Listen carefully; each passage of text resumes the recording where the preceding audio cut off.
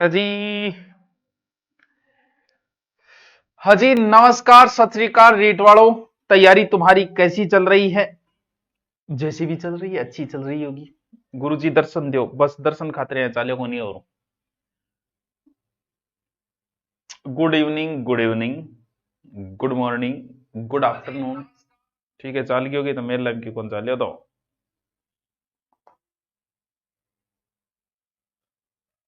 चलो आ जाओ भाई। धौलपुर से राम राम, तारानगर से रामो राम। ता हाँ, आ जाओ। देखो टाप, आज हमारा लास्ट कौशल, इसे 4 भागों में करते हुए हमने आराम से पढ़ा है। मेरे कोई जल्दी नहीं थी, तो मैं ये मानता हूं तुम्हारे भी कोई जल्दी नहीं होनी चाहिए। आज जो था वो था लेखन कौशल। उससे पहले क्या था? पढ़ना था। सबसे पहले सुनना था। सुनना के बाद बोलना था। बोलना के बाद पढ़ना था। पढ़ना के बाद लिखना था। कभी भी आप ओनली फॉर सुनने से किसी भाषा को नहीं सीख सकते। जैसे आप सुनते हो ना, इंग्लिश मीडियम स्कूल में मारो छोरो पढ़े, तो थारो छोरो इंग्लिश मीडियम में अगर पढ़ रहे है तो वो इंग्लिश बोलना उसे नहीं आएगा, भेजने से कोई बड़ा फायदा नहीं है। क्यों? क्योंकि वो इंग्लिश मीडियम में पढ़ रहा है, बोल नहीं रहा है। जब तक वो नहीं बोलेगा तब तक वो इंग्लिश मीडियम उसे नहीं आ पाएगी, अंग्रेजी उसे बोलनी नहीं आएगी। क्यों? क्योंकि हमारे समाज का क्लाइमेट ऐसा है कि हम लोकल लैंग्वेज बोलते हैं। अगर वो बच्चा इंग्लिश मीडियम में पढ़ के घर पे भी इंग्लिश बोले, पूरे दिन इंग्लिश बोले, तो वो इंग्लिश सीख जाएगा। इसीलिए क्या होता है कि इंग्लिश मीडियम पढ़ने का कोई फायदा नहीं, क्योंकि बोलेगा नहीं। जैसे पंजाबी जो है वो हम लोग बोल तो लेते हैं, सुन तो लेते हैं, लेकिन बोलना तो हमें नहीं आता। क्यों? क्योंकि हम बोलते नहीं। जब तक सुनी हुई भाषा को आप नहीं बोलोगे तब तक आप भाषा को पारंगत नहीं हो सकते। सर आपकी आवाज थोड़ी अटपटी लगती है, तेरे मोबाइल को स्पीकर पार्टी होना मन नहीं अलग है। ठीक है, फिर पढ़ना। आज जो है वो लास्ट कौशल है, अंतिम कौशल है लिखना। तो जरूरी नहीं है जिसे बोलना आता हो, जिसे पढ़ना आता हो, उसे लिखना आता हो। तो लिखना एक अंतिम कौशल है। अंतिम 4 मूलभूत कौशल जो है, जो सबसे अंतिम कौशल, यानी अंतिम कौशल। अंतिम कौशल, हाँ, कौशल को मतलब टापरो कला है, पारंगत। अंतिम कौशल। मारिया मोंटेसरी जो है ना, वो लेखन को पठन से पहले स्थान देती है। छोड़ो, वो लुगाई है की देती, ठीक है। मारिया मोंटेसरी आदमी एक लुगाई है। आप सिक्के में पढ़ाते थे क्या? हाँ, मुना गढ़ाई 3-4 साल पढ़ाया। व्यक्ति आपका मनोभाव जो भाषाओं प्रदर्शित करे, मौखिक भाषा के माध्यम से। ठीक है, जैसे मेरे कोई मनोभाव है, मैं बोलता हूं तो मौखिक माध्यम से आप तक मेरी बातें पहुंच रही है। मैं मुंह लटका के बोलूंगा जब थारा एक वायको के गुरुजी बैठा दुखी है, हंस तो बोलूंगा, कभी क्या ही बोलूंगा, तो मेरे मनोभाव है। लेकिन लिखित माध्यम भी तो है। जी हाँ, इमोशनली थे, मैसेज टाइप करो, नींद को नहीं आ रही, मैंने आई मिस यू, या फिर क्या कर रही हो, आज मैं बड़ा दुखी हूं, आपके मैसेज से, ऐसे लिखने से भी अंतरंग भाषा कई बार प्रदर्शित होती है। तो लिखने से, लिखित माध्यम से भी एक प्रकार के मौखिक रूप की अंतरंग जो ध्वनियां हैं, भावों को मौखिक रूप से प्रदर्शित करना है। अब बात है कि लेखन कौशल को क्या महत्व है। भाई इमो महत्व की है लेखन कौशल, मतलब समझ गया, लिखेड़ी चीज, सीधी सी बात है कि भाई लिखेड़ी चीज को क्या महत्व है। बिल्कुल जिक्र करांगा भाई क्या महत्व। तो रीट वालों, थोड़ा ही बच्चा है, ढंग से इसको पढ़ लो। शिक्षण विधियां थोड़ी सी टफ है, मुझे पता है, और करवाईडी भी कौन मिले हर घड़ी में, तो खुद खुद कोशिश करी मिले कौन बैठूंगा। देखो, विचारों की को लिखित रूप से अभिव्यक्त करे, यानी किस व्यक्ति के क्या विचार रहे हैं। विवेकानंद जी के क्या विचार रहे? क्या आज विवेकानंद जी हैं? क्या उनकी बोली सुनते हो? उन्होंने कुछ लिख दिया, तभी तो आज हमें वो चीजें मिल रही है। यानी विचारों को लिखना, और लिखने की अभिव्यक्ति हमारे लिखने से ही तो हमें मिला है। अगर बालक लिखना ही नहीं जानता है तो उसकी भाषा पर कभी पूरा अधिकार नहीं हो सकता। तुम लोग नहीं कह सकते कि अंग्रेजी मुझे आती है जब तक तुम्हें लिखनी नहीं आती है। तो जब तक लिखनी नहीं आती है तब तक तुम्हारा भाषा पर कोई पकड़ नहीं है। लिखित माध्यम से जो हमने विचार लिखे हैं वो सुरक्षित है, वो दूसरे तक पहुंचाए जा सकते हैं। किसी समय गीता लिखी गई थी, और वो गीता जो लिखी गई थी तभी तो आज हमारे पास है। अगर वो लिखी ना जाती तो भाई साहब कृष्ण जी हमें आके थोड़ी सुनाते। गुरुजी हिंदी यूट्यूब पे कराओ, कराएंगे यार मुना, वो भी करवाएंगे। एक बार रुको, थोड़ा सा रीट वाला हो जाता है, उसके बाद में फ्री होके फर्स्ट लेवल जो है वो करवाएंगे, ठीक है।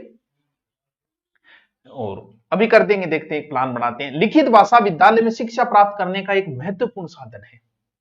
बौद्धिक विकास भी लिखेड़ी चीजा ग्रंथ साहित्य थे पढ़ोगा थार बुद्धि को विकास होगो। विचार शक्ति का विकास होता है लिखनी लिखी हुई चीजों से। व्यवसाय में सफलता, व्यवसायिक रिकॉर्ड सारा की लिखित है, यानी लिखेड़ो मैटर है। यदि आज मैं थान पढ़ा रही हूं, अगर लिखेड़ो ना हो तो फिर क्या पढ़ा तो समझिए बात है। सर के बताए थे, की कौन बताए था, सिर्फ समझनो, बस समझना था। आगे शिक्षण विधियां वो जरूरी है। अब है कि लेखन कौशल का उद्देश्य की है। भाई बच्चे को ये कौशल क्यों करवा रहे हो, जैसे तीनों कौशल हमने पहले पढ़े, तो ये क्यों करवा रहे हो भाई? इससे छात्र में लिपि का विकास होगा, शब्द, मुहावरा, वर्तनी शुद्धि, वाक्य शुद्धि, विराम चिन्ह।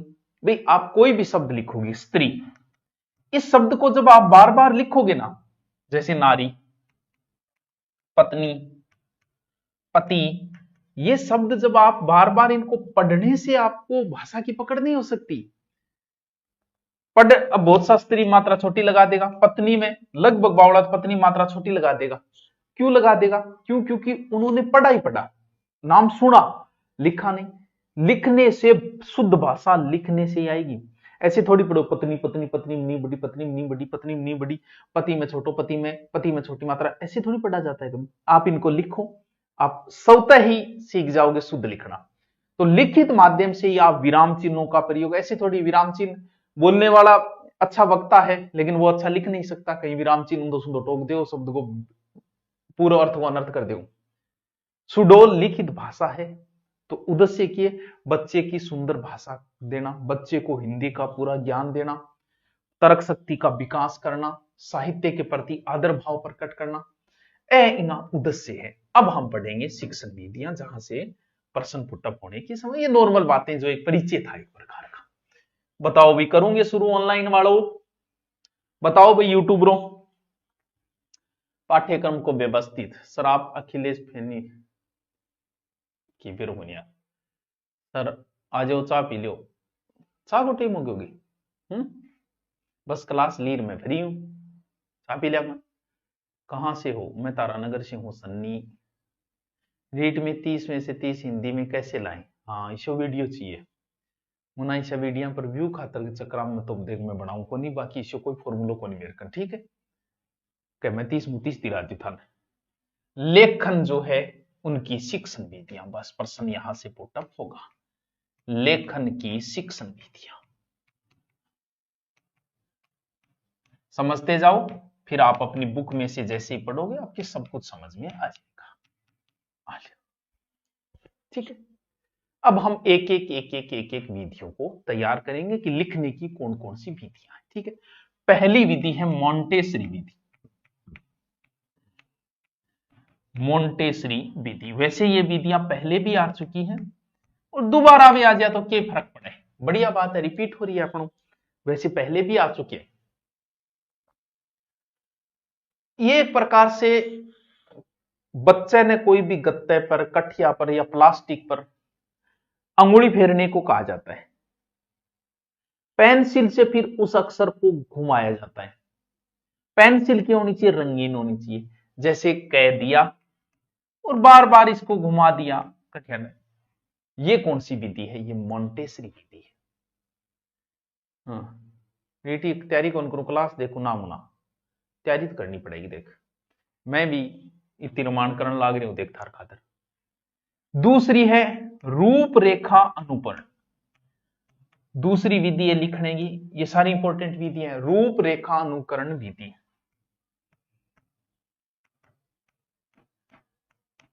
बस समझता जाइयो, फिर जी थे पढ़ोगा समझ में आ जाए। कोई भी श्यामपट, चौक या पेज को बिंदु में रखते में, जैसे आ है रूपरेखा, अब जोड़ दो, ये रूपरेखा, इनको ऐसे जोड़ दो, नंबर देगी भी कर सके, बिया भी कर सके, फिर वाक्य को पूरा लिख दिया जाता है। होता है ऐसी, आप पहली दूसरी बच्चे की किताब देखो, वहां ऐसा मिलता है। तीसरी है स्वतंत्र अनुकरण विधि। स्वतंत्र अनुकरण विधि, इसमें ऐसा क्या है, श्यामपट या अभ्यास पुस्तिका स्लेट अक्षरों पर पहले लिख दिया जाता है और उन अक्षरों को देखकर नीचे स्वयं उसी, जैसे टाबरो लिखो, टाबर एंगो एंड, अब थन चेक करना पड़ो कि टाबर ऐया भी लिख दे, ऐसे का ऐसे लिखवाई, यानी स्वतंत्र अनुकरण मतलब एकदम स्वतंत्र छोड़ दिया। रूपरेखा मतलब रूपरेखा बना दी, मोंटेसरी सीधो है या गोट ये सिखाना।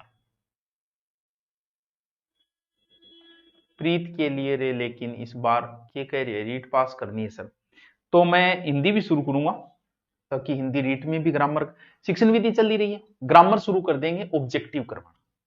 तो ऑब्जेक्टिव में क्या है कि एक तो आपकी 4th ग्रेड में काम आएगा ये, और एक आपके रीट में भी वही काम आ जाएगी, दोनों में काम आ जाएगी।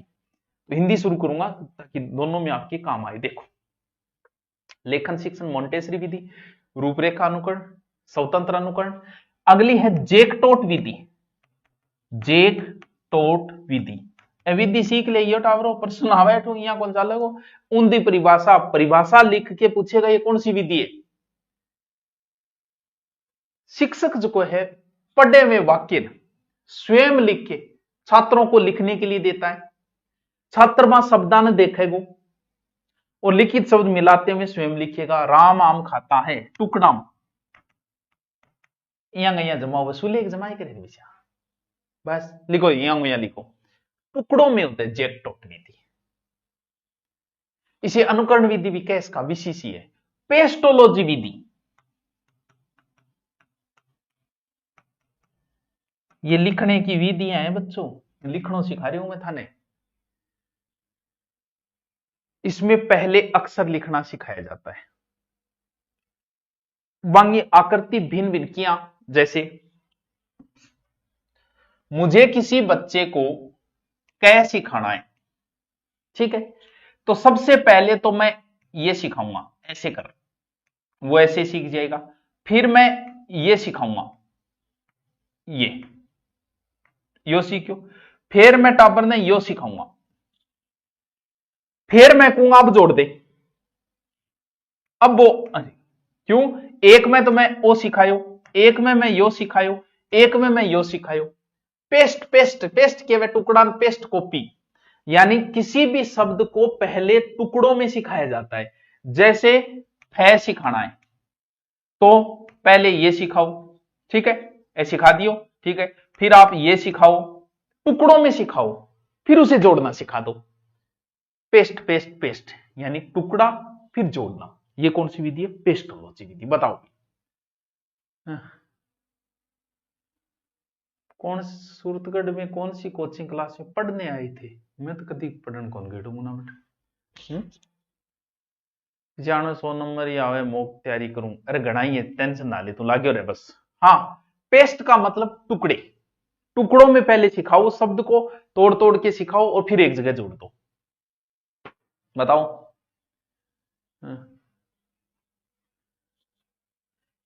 सं गुरुजी बढ़िया विधि, बढ़िया मनोवैज्ञानिक विधि बेरे कौन सी मानी जाए, जबकि आप कम ही सीखा, पहले तो पूरा वाक्य सिखाओ फिर टुकड़ा सिखाओ, ये मनोवैज्ञानिक विधि मानी गई। आप कम ही काम में ले, राम आम खाता है, पहले ये सिखाओ फिर उनके टुकड़े टुकड़ों में सिखाओ, ये मनोविज्ञान विधि माने पूरे वाक्य को लो फिर टुकड़ों में ले। आलिए, लिखते समय कुछ सावधानियां, ये सावधानियां आपके लिए बहुत जरूरी है। क्यों जरूरी है, क्योंकि तुम्हारी हालत ये है कि अगर लिखित पेपर है तो बढ़िया बात है, गोला भरना है, जदिया थे भरते होगा। अगर लिखित पेपर हुआ नहीं तो 80% लोगों की राइटिंग इतनी गंदी है, मन लगे सरकार बुलाओगी आरपीएससी या बोर्ड के, भाई जी पढ़ियो थे के लिखियो।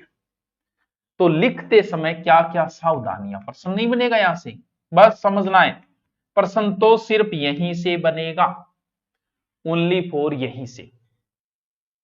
आराम आम, अच्छा, अरे जिसको लेना है रीट का लास्ट समय है, जिसको लेना वो ले लेना, लास्ट है एकदम 599, 1 साल तक रह जाएगा आपके, पढ़ा रहेगा, पढ़ते रहना, इस रीट के बाद पढ़ते रहना, जो टॉपिक नहीं आ रहे सिर्फ वो पढ़ लेना। 1 महीने का समय कि मुझे ये नहीं आते, वो टॉपिक सिलेबस में निकाला, पूरा पढ़ना शुरू कर दो। तो ये लास्ट अब रीट तक यही फीस है, आपकी मर्जी, आराम से देख लो आगे के लिए, फिर मेन की तैयारी साथ में करेंगे। क्या कह रहे हैं? ठीक है, अब लिखना सीखो। देखो लिखते समय दूरी 1 फुट की होनी चाहिए, अब ध्यान रखनी।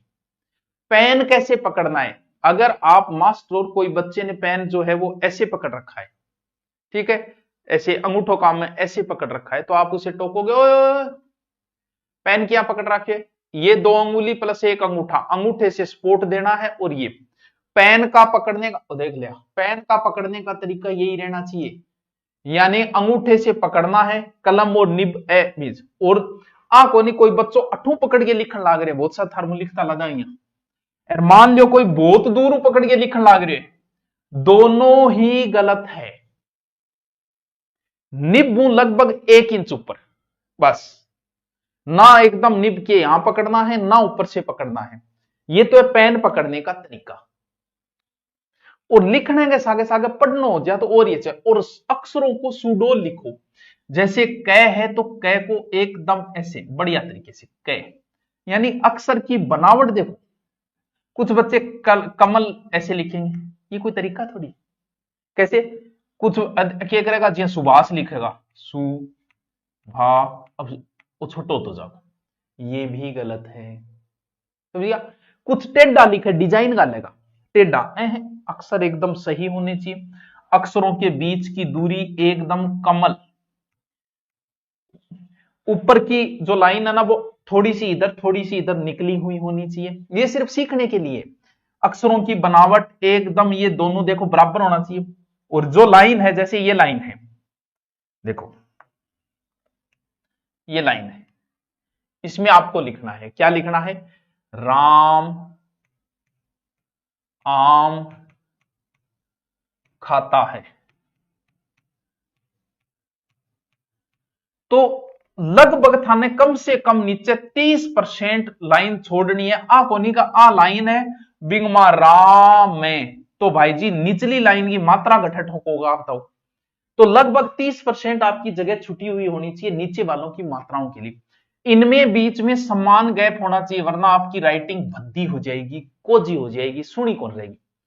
ऊपर देख, शब्द के बाहर लाइन निकली हुई होनी चाहिए, शब्द बराबर होनी चाहिए, आपको शब्दों के बीच का गैप बराबर होनी चाहिए, और ऐसे टेढ़े मेढ़े बाएं दाएं कुछ नहीं लिखना है, ऊपर की मात्राएं सुनी लगानी चाहिए, जैसे आपको लिखना है क्या, आज की मात्रा है यहाँ नहीं होनी चाहिए, यहाँ ठोक दी सीधी, क्यों भाई, के तरीके ऐसे मुड़ी हुई, नीचे की मात्रा लगाएं तो भी ऐसे सुंदर तरीके से ऐसे को नहीं यहाँ कर दिया, यानी अक्षरों की बनावट हमेशा सुंदर लिखी जाए। अभ्यास की 3 विधियां होती है, सुलेख, अनुलेख और श्रुतलेख। एक होती है सुलेख विधि, एक होती है अनुलेख, वो तो नाम सुनेड़ो ही थारो का, एक सुलेख गाल के दियो के, सुलेख, अनुलेख और श्रुतलेख, बताओ नाम सुनेड़ो कौन थारो, सगड़ा सुनेड़ो, सुलेख, अनुलेख, श्रुतलेख। सुलेख वह सुंदर लिखना, लिखो भाई सुलेख जमा के लगे, ठीक है। अनुलेख, अनु का अर्थ होता है किसी लिखावट के पीछे देख के लिखना, जैसे किताब में देख के लिख लियो, या कोई और की रजिस्टर सुनो हुआ है कोई टाबर को, वो देख के लिखियो। श्रुत लेख का अर्थ होता है सुनकर लिखना, बस। अब बताओ क्या समस्या आई, बहुत शोर सो है, सिर्फ 8% ध्यान रखना था, और की कौन रखना, तो कोर्स होगी ओनली फॉर विधिया। अब थे को तो एक छोटा सा टॉपिक और करवा दी, जो शिक्षण विधियों में आपके लगता है छोटा सा है, सिर्फ समझना है, समझना है, कुछ नहीं लिखना, सिर्फ समझना है। बताओ करवाऊं, कौन कराऊं, बताओ बताओ बताओ। पढ़ान पतो नहीं यार, एक बहुत पहली कोई सेमिनार खातर बुलाया 2 दिन में, मैं जो सीख कर रहा करता 2 दिन कोचिंगों के नाम मेरे भी कौन ध्यान में दे, 2 दिन खातर मैं बुलायो, मैं 2 दिन गयो, 8-8 घंटा बक्की आयो, दिन बाद में कभी गयो कोई ए जोड़े हाथ भाया मेरे कौन चाहिए, जब बहुत दूर पड़े, सर कुछ नहीं पढ़ा, कुछ नहीं पढ़ा तो थोड़ा बहुत अब पढ़ ले, अरे ओ जी पास क्या मी चक्रा किया अच्छा बड़ा कमेंट है, एक और करा दूं जिसमें सिर्फ आपको समझना है, आप बैठे रहो ऐसे बैठ जाओ मुगलिया सल्तनत के जैसे जहांगीर बन के, और ऐसे समझो कि मैं नारकली हूं, बस मेरे को देखते रहो, सुनना है और कुछ नहीं। क्या टॉपिक है? भाषा शिक्षण की चुनौतियां। बहुत इजी सो टॉपिक है, नॉर्मल इजी सो है, बस मैं करवा दूंगा था, नहीं अलग वो टॉपिक हो गया, कोई प्रश्न विशेष बन नहीं रहा है, लेकिन लगा रखा है भाषा शिक्षण की चुनौतियां। करवा दूं? चोमू से प्रणाम, तारनगुरु प्रणाम भाई। हैं? देखो, भाषा को सीखने में के चुनौतियां हैं, बात तो आई है, के समस्या है। जब आप सीखने जाते हो तो किसके पास जाते हो? शिक्षक के पास। आई तो बात है, अर्जार्या कुणो थे तो थे क्यों? विद्यार्थी। यानी आप शिक्षक के पास जा रहे हो, आप हो क्या? आप विद्यार्थी हो। भाषा शिक्षण की चुनौतियां। फिर पढ़ोगा के किताब, तो मतलब पाठ्यक्रम। आ लीजिए, अब गठई तो थारा सीखना मास्टर आडारे ना रहो क्या मास्टर यार समझ में ही को नहीं माथो खा गयो, इंगो मतलब आपके सीखने में मास्टर भी बाधा है, कई बार थे भी बाधा ही हो। पाठ्यक्रम कई बरिशो सिलेबस हुए जहाँ कई गुरुजी के लगाए हुए हमारे, तो की समझ में को नहीं आ रही, वो की है टवंटी टवंटी की है, वो धारा की है, क्यों लगाई है, वो क्या है, वो पाठ्यक्रम से संबंधित और कुछ अन्य कारक है। तो सबसे पहले हम देखेंगे शिक्षक से संबंधित क्या क्या समस्याएं हैं। सीखने के लिए गए शिक्षक के पास, आप गए और फिर पाठ्यक्रम आपको सीखना है, तो कुछ समस्याएं तो शिक्षक की आई हमारे सामने, कुछ अपनी खुद गई, कुछ पाठ्यक्रम ही। तो शिक्षण व्यवस्था को मूल आधार जो चालक है, आधार है, वो यही है। संपूर्ण शिक्षा व्यवस्था ही मास्टर के ऊपर टिकी रही है। मैन प्रशासनिक अधिकारी वही है, आईएएस आरएस जो भी है वो मास्टर है। तो शिक्षक में भी कुछ योग्यताएं होनी चाहिए ताकि हम शिक्षण मूल्यों को, योग्यताओं, क्षमताओं को विकास कर सका। क्या होनी चाहिए? शिक्षक की भाषा के ऊपर अच्छी पकड़ होनी चाहिए। यानी जैसे हमारे गुरुजी थे, हम 8वीं में थे, वो मैथ वो यूपी के थे, तो वो उनकी टोन आ जाती थी तो हमारी बड़ी समस्या आती थी। तो लोकल भाषा पे शिक्षकों, भाषा के अंदर अच्छी योग्यता होनी चाहिए। तो इसमें क्या है, भाषा का जो है ना योग्यता, वो अनुभव कई बार टीचर में दिखता नहीं, तो ये टीचर की एक समस्या है, तब बच्चे की समझ में नहीं आएगा। यानी उसका भाषा के प्रति नकारात्मक नहीं होना चाहिए। बच्चा जब लोकल लैंग्वेज समझ रहा है तो लोकल में समझाओ उसे। तो भाषाई कई बार शिक्षण विधियां को भी नॉलेज को नहीं वे टीचर ने, रियल है को नहीं वे थे, आप पढ़ने लग रहे हो बीएड करिए, अरे शिक्षण विधियां नहीं लगा थे, बिना विधियां के स्कूल में उड़ जाओ यार। तो शिक्षण विधियां का भी कई बार टीचर के अभाव होता है, वो उसे आती ही नहीं है, ठीक है, वो खुद भी नहीं सीखना चाह रहा है। अब पुराने वाले जो शिक्षण विधियां नहीं पढ़ी, आपको क्या लगता है उन्हें पता है? वो नहीं पढ़ रहे हैं, उनके खुद के भी अभाव है। अब शिक्षण विधियां अगर नहीं आती तो वो बच्चे को अच्छा प्रेजेंट नहीं कर पाएगा। शिक्षक को सिर्फ बोलने का नहीं, सुनने की क्षमता भी होनी चाहिए। मास्टर में बोलने की तो घनी क्षमता है, बोल रहे तो घनी, सुनने की तरीको नहीं है। बहुत सा थे भी टकराया होगा, कोचिंग कई बार आके देने गुरुजी बांग सर तो मना लिखा है तब तो सर जी बीपी हाई, वो क्या है, वो जे हिस्ट्री को नाम ले लेनी तो कह देगा वो कि कर्नल जेम्स टोड है वो कोई ज्यादा बताएगा, यहाँ कर गया अगले को प्रत्यक्ष, ठीक है नो। तो वह वो भी गलत है। यानी शिक्षक के जल्दी से बीपी हाई नहीं होनी चाहिए, शिक्षक के अपने संवेगों पे कंट्रोल होने चाहिए, बोलना सही आना चाहिए, शिक्षण विधियों का नॉलेज होना चाहिए, नहीं है तो फिर बाधा आ जाएगी। चुनौतियां ये नहीं, टाबर दुखी हो जाएगा, टाबर भी व्यक्तित्व अच्छा होना चाहिए, आधुनिक शिक्षण विधियों का उसे नॉलेज होना चाहिए। क्यों? क्योंकि नॉलेज बोर्ड दे दियो प्रमाण मंड गई, या कई बार बैंक में जाओ, बैंक में शुरुआत कंप्यूटर लागू करियो नहीं, यहाँ ढूंढता ए बी सी, तो वो नहीं होना चाहिए। और शिक्षक को बाल विकास तो नॉलेज होना चाहिए, तभी तो आपके पेडोलॉजी लगा रखी है, बाल शिक्षण विधि। तो अगर विधि नहीं है तो शिक्षक भी एक समस्या है शिक्षण विधियों में, ठीक है। संस्कृत की भी कराओ, मुना संस्कृति कौन कराई जब मेरे देख, सीधी सी बात है, हिंदी से मिलती जुलती है वो कर लेना। अब है कुछ शिक्षार्थी की समस्या, बालकांगी संबंधी समस्या। अच्छा गुरुजी बालकांगी भी है, बिल्कुल है। सीखने में एक तो अध्यापक की क्या क्या समस्या है, उसकी भाषा में अच्छी पकड़ नहीं है, उसको शिक्षण विधियों का नॉलेज नहीं है, जल्दी बीपी हाई हो जाती है, तो सुनने की क्षमता नहीं है, बोलने की क्षमता नहीं है, तो ये समस्याएं आ जाएगी। ठीक है, ये तो है शिक्षक की समस्या। बच्चा कई बार शिक्षण विधियों के प्रति उदासीन समझेंगे, क्या है, उसका कोई अच्छा विचार नहीं होता और बालक उनको अनुपयोगी मानता है।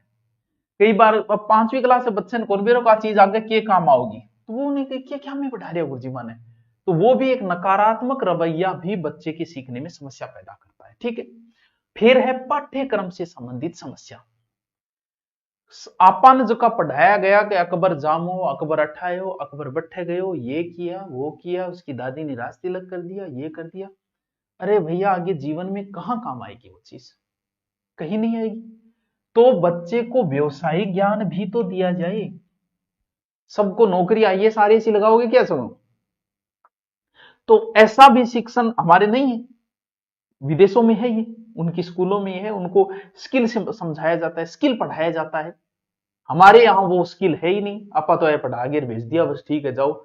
स्कूल वालों को ये नहीं पता कि इस बच्चे की योग्यता किसमें है, उसको पढ़ा दियो मैं तो बारी 90% ले आती है, सिर में मारोगे 90% हो, वो चीजें। भाषा को पाठ्यक्रम एकदम नीरस, नो रुचिकर, जीवन में कहीं उपयोगी नहीं है, तो ऐसा पाठ्यक्रम भी गलत है। इसलिए सरकार चाहती है कि इस पाठ्यक्रम को बदला जाए।